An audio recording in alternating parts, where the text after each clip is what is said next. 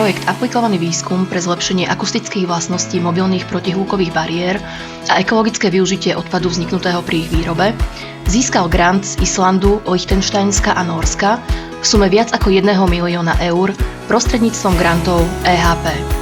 Projekt je spolufinancovaný z prostriedkov štátneho rozpočtu Slovenskej republiky. Hlavným žiadateľom projektu je spoločnosť Bamida SRO.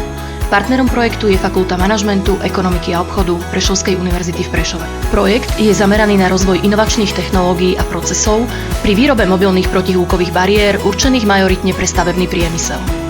Tieto bariéry majú zabezpečiť zníženie emisí hluku do prostredia a znížiť prašnosť pri stavebných prácach.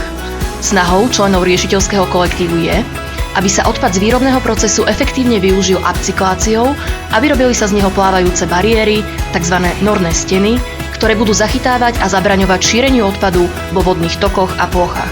Projekt sa implementuje v priestoroch spoločnosti Bamida. Realizujú sa tam všetky výrobné a testovacie procesy.